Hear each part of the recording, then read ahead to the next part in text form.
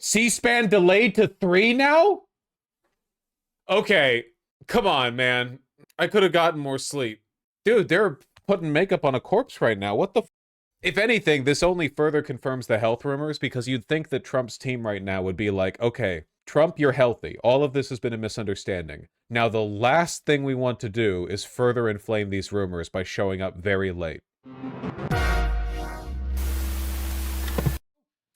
Well, thank you very much. It's a very important day and an important announcement with great friends of mine. I think I can say this group is every one of them. Oh, he's holding up pretty good.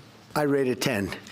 I can't always say that, even if they're Republicans, and these are Republicans, great Republicans. I want to thank you all for being here for this important announcement, 7 years in the making. As you know, this has been going on for a long period of time, and I am thrilled to report that the U.S. Space Command headquarters will move to the beautiful locale of a place called Huntsville, Alabama, forever to be known from this point forward as Rocket City.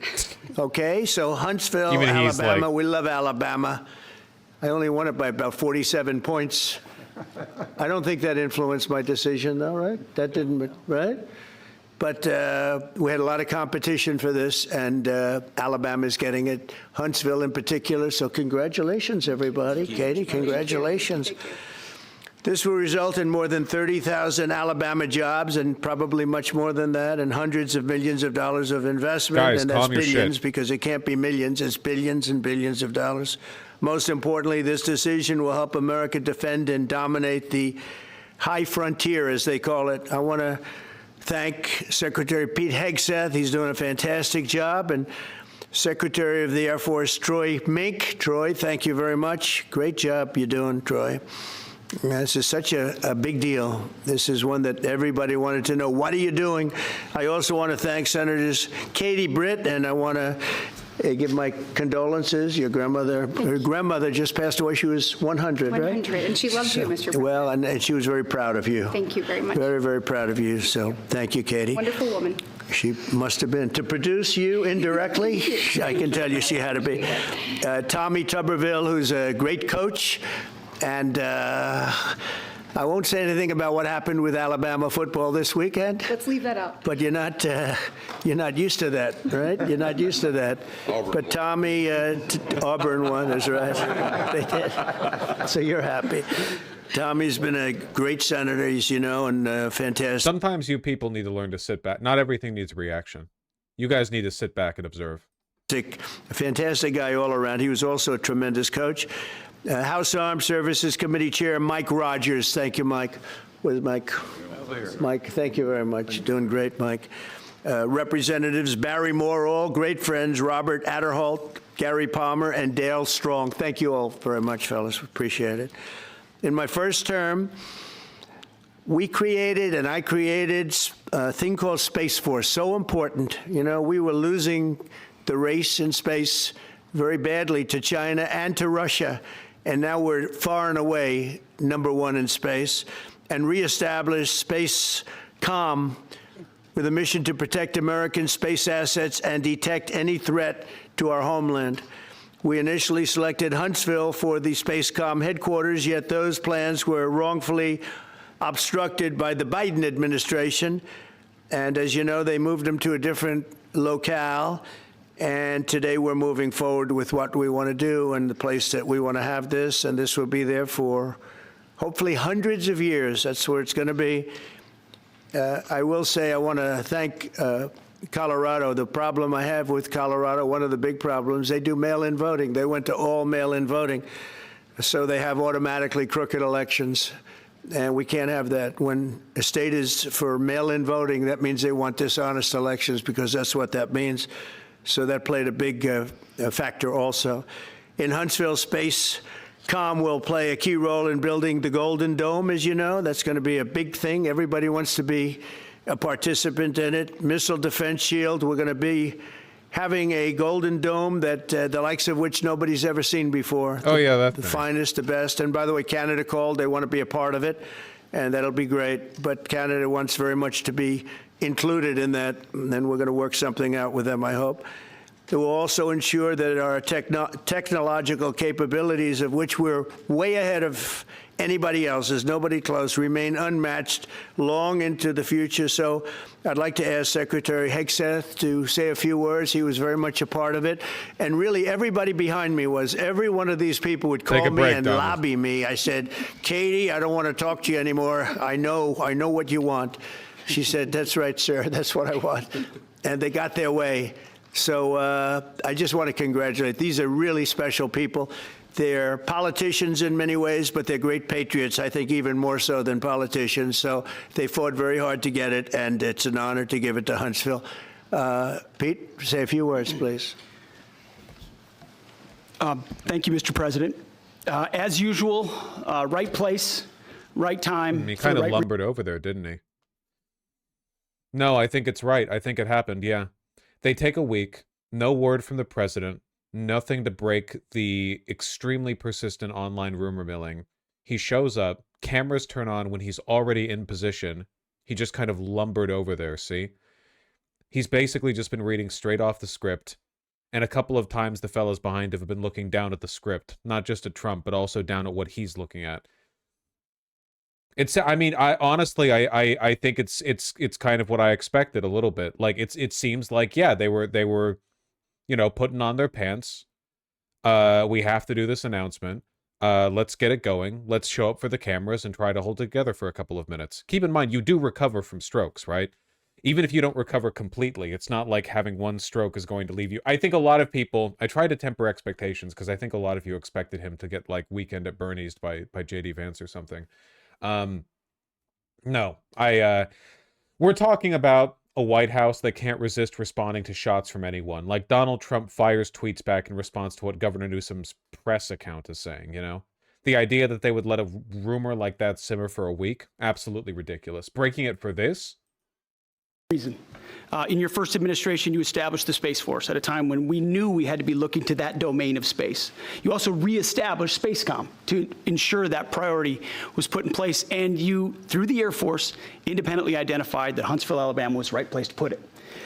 For other reasons, in the next administration under Biden, they decided to move it somewhere else. Well, during that time, the DoD Inspector General, the Government Affairs Office, they did their own assessments, and where did they say SpaceCom should go? Huntsville, Alabama.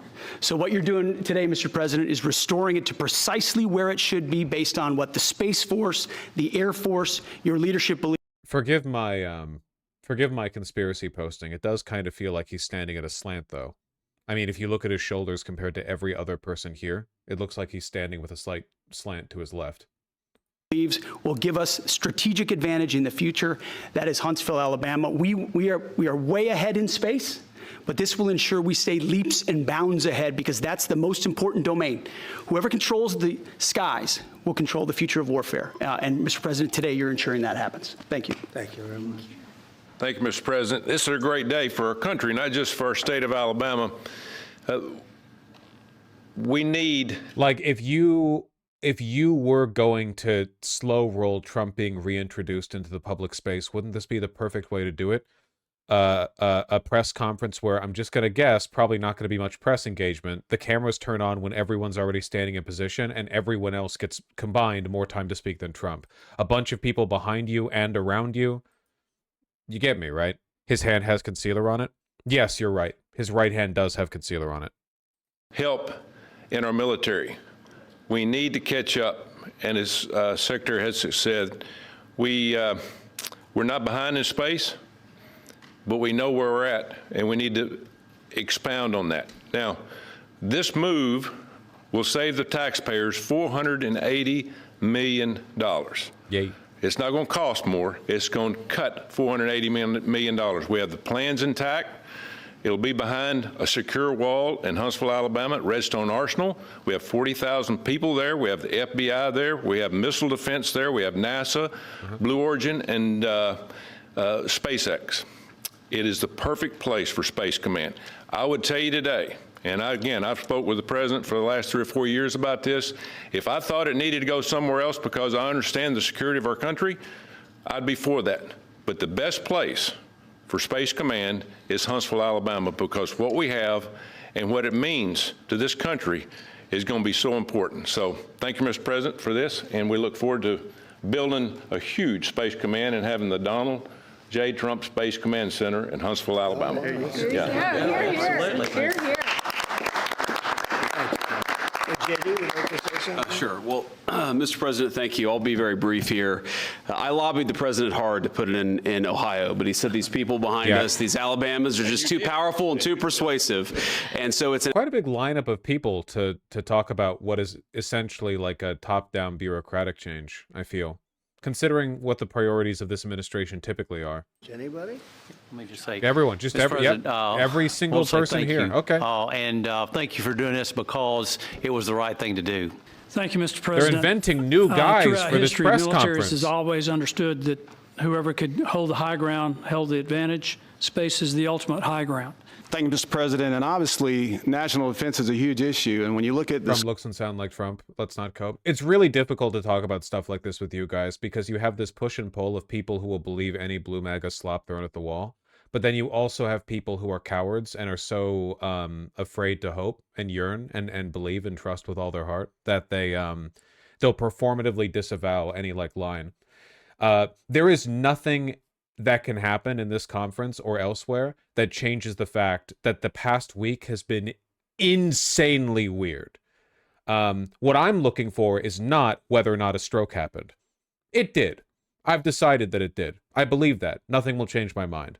What I'm looking for is the severity of the stroke, signs of its severity. He's clearly not fully recovered. Why do I think this? Apart from the delay in the announcement, look at this format. Like, again, this is the format that you would pitch if you were trying to shore up somebody who's in a weak spot. Have everyone else step up here. You say Trump's acting just the same as normal, but that's because your standards of deduction are not as keenly tuned as my own. You don't see what's going on, man. You don't have the third eye open. scores, Alabama. Actually, it makes me wonder if one of the reasons why this press conference was delayed is if because they were trying to bring more people over here, you know? Like, get more people over here to share a blurb with the camera, try to, like, buffer out the numbers a little more. was number one, and for political reasons, it was moved out of our state. But, Mr. President, thank you for making priorities the defense and the warfighter and the safety of this nation. And in the big, beautiful bill, that Golden Dome will be built in Huntsville, Alabama, and we're grateful for that. Thank you. Stuff like that, you know? Do you have any questions, please? Peter? President Trump, something completely different, but about a big viral social media trend over the weekend. Oh! How did you find out over the weekend that you were dead? You see that? No. People didn't see it for a couple days. 1.3 million user engagements as of Saturday morning. These are pre-scripted questions. These are like allies to the White House. No actual journalist would do this like, hey, did you hear, Mr. President? You're dead, haha, as opposed to asking something like, do you have any commentary on the speculation concerning your health, you know? About your demise. Really? I didn't see that. You know, I have heard it's sort of crazy, but last So week... that question was planted. They're doing that. This is their way of directly addressing it. They're pitching him the easy. This is a classic. As a live streamer, I recognize this move. Okay, it's when you want to address something, so you're waiting for somebody in chat to bring it. Like there's a topic you want to broach, like a subject or something, so you're waiting for like the softest ball being pitched from chat or whatever. The underhanded pitch. Yeah, I see it. I see this. I did numerous news conferences, all successful. They went very well, like this is going very well. And then I didn't do any for 2 days, and they said, there must be something wrong with him. Biden wouldn't do them for months. You wouldn't see him. And nobody ever said there was ever anything. A bunch of nervous laughter when he brings this up, almost as though they knew the question was coming, or they were waiting for Trump's response to it, or they knew exactly what he was going to say and were kind of waiting for the tension to be brought out of the room. Wrong with him, and we know he wasn't in the greatest of shape. No, I heard that. I get reports. Now, you knew I did an interview that lasted for about an hour and a half with somebody, and everybody saw that was on one of your competitors. Somebody. I did numerous shows and also did a number of truths, long truths, I think pretty poignant truths. No, I was very active over the weekend. They also knew I went out to visit some people at the club that I own pretty nearby on the Potomac River. And no, I've been very active actually over the weekend. I didn't hear that one. That's pretty serious stuff. I'm glad it's... Well, it's... I didn't hear that. Oh my God, dude. Okay, also speaking as like a live streamer, if there's like fucking bad drama and you're like, what? I hadn't heard of that, when you fucking know they've heard of it. It's posturing. Jesus Christ. Oh, okay, well, I mean, if nothing else, I guess this kind of confirms it for me, right? Fake news. You know, it's just so, it's so fake. That's why the media has so little credibility. I knew they were saying, like, is he okay? How's he feeling? What's wrong? I said, I just left. And it's also sort of a longer weekend, you know, it's Labor Day weekend. So I would say a lot of people know I was very active this Labor Day. I had heard that, but I didn't hear it to that extent. Go ahead, Peter. Something else. We know that this country has a huge problem with school shootings. You've said that you're open to sending the National Guard pretty much anywhere. Would you ever consider sending an armed National Guardsman to every school? Sure, man. Why not? Washington, D.C. is a safe zone right now. It's a safe city. The restaurants are open. You can tell the drugs are hitting now. He's in the groove. No, you guys are... You guys don't know people who have had strokes. They were really nervous about whether or not Trump would be able to do this. Like, they weren't sure how well he would hold up. They surround him with people. They have the initial pitch that he has to do be like 2 minutes of him and 5 minutes of everyone else, where he's surrounded by people who can draw it out as long as they want, delay as much as they want. But depending on his confidence, he has the ability to stand here and respond to prearranged questions by favorable members of the media, and he can sort of go back into the groove that he's familiar with, you know? It's really just a matter of what he's comfortable with. It can end at any time, and this kind of stuff is probably like not very load-bearing for him cognitively. Like, it's not difficult for him to engage with questions like this, because he's entering the same weave he always has, you know? It comes naturally. As long as he can speak. He's definitely mostly recovered from the stroke. That being said, the fact that the way they addressed the health rumors was by having a guy like, I heard you were dead. Are you dead, Mr. President? That, pretty on the nose. Pretty on the nose. We need help. We can't walk outside. We're petrified. One undying truth of American white-on-white communication is that all arguments are settled by arguing over what black people would want or find cool. It doesn't matter whether you're talking about like art, culture, music, whatever, politics. It doesn't matter. Everyone's just arguing over what black people want. If the governor of Illinois would call up, even racists, call me up, yeah. I would love to do it. Now, we're going to do it anyway. We have the right to do it. Yes, ma'am, please. Calling on Democratic leaders across the country to work with you on crime. Do you see your efforts here in D.C., including, for example, working with Mayor Bowser here as a model for bringing more bipartisanship in matters not only with crime, but also issues that matter to everyday American people's lives? Has there been a single question pitched by the media that wasn't obviously Trump-aligned? So far, unless I'm missing one, every question that has been pitched to Trump has been obviously from, like, his camp. So Mayor Bowser, I would love to see what the press pool looks like. It's the Oval Office. You can only fit so many people in here. They handpick these people. Whatever that is, you'll explain that to me. But the Hold on. He's mostly in the weave now, but I think in a minute he's going to be told that we lethally struck a vessel off the Venezuelan coast. If I'm reading this correctly. Where's the window? Let me see.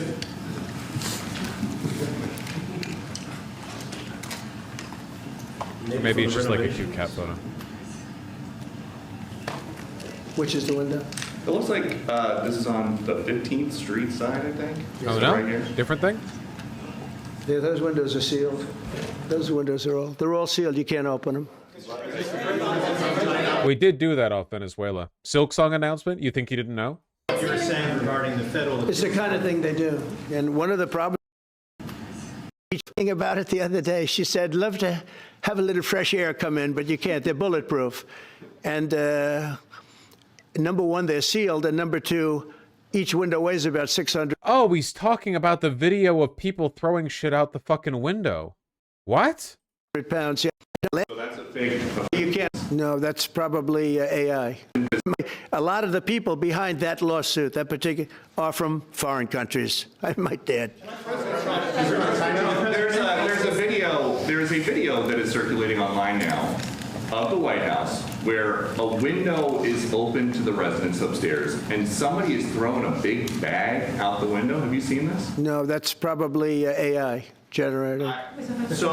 Actually, you can't open the windows. You know why? They're all heavily armored and bulletproof. So that's a fake video?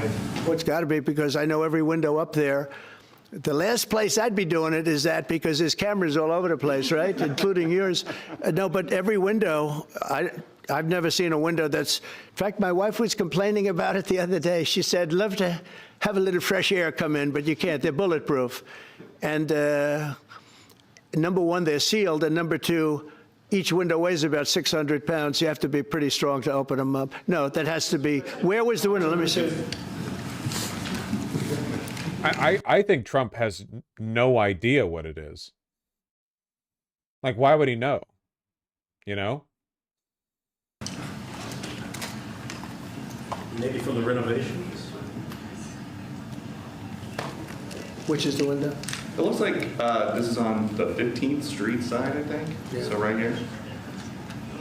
Yeah, those windows are sealed. Those windows they're all sealed. You can't open them. What you were saying regarding the federal. It's the kind of thing they do. And one of the problems we have with AI, Hey? it's both good and bad. If something happens really bad, just blame AI. But also they create things, you know, it works both ways. If something happens that's really bad, maybe I'll have to just blame AI. But there's truth to it, because I see so many phony things. I saw something as I was growing up, from the time I was a baby till now. I said, who did that? It was AI generated. So it's a little bit scary, to be honest with you. But those windows are all very heavily sealed. Thank you, Mr. President. I follow up with what you were saying regarding that federal appellate court that ruled against you and your administration as Fucking bizarre. I don't even know what to say about that. I don't even know. I don't think that video was AI. I guess it could have been. It's pretty difficult to tell these days. A lot of people were talking about it. The fact that he reflexively blamed AI, though, makes me think that he genuinely has no idea what it is, though. Like, like, otherwise there would be some spiel about, you know, political such and such. Like, I think he just had no fucking idea.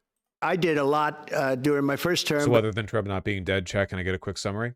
I think that my guess, based on best available evidence, to me, obviously, you know, I'm not divine, is that he did suffer a moderate stroke and he's recovered decently well from it. He was bad enough that they had to shelter him for a week and they had to set this up as his first public appearance. There is no way they wanted his first public appearance after the stroke to be something as banal as this. But he was surrounded by people who could cover for him, and he seems to be more or less like finding a stride now. Of course, whether or not like the, you know, conditions worsen in the future, I have no idea. And those countries are paying us $950 billion, and they're happy about it. They're okay. As one of them said, it's amazing that we got away with it so long. One of my friends, a leader of... You guys probably don't need me to tell you this, but we have not, in fact, brought in $1 trillion in tariffs. That is not actually real. That's not true. Tariff gets us even those other things. Plus, it gets us great... Yeah, it seems like he's pretty much back on it. I don't think we're going to get much else in this press conference. Well, sorry to everyone who wanted him to be rolled out in a cart. We'll see if there are any developing health issues that make themselves more evident. Get him next time, I guess. Every small funny is just a preparation for the big funny. You know that, right? Why does the bald guy just look like he's about to cry? That I don't know. I don't have an answer for you on that one. I see. That's what was being referred to. The manufacturing report came out in the news as bad. Very slow growth.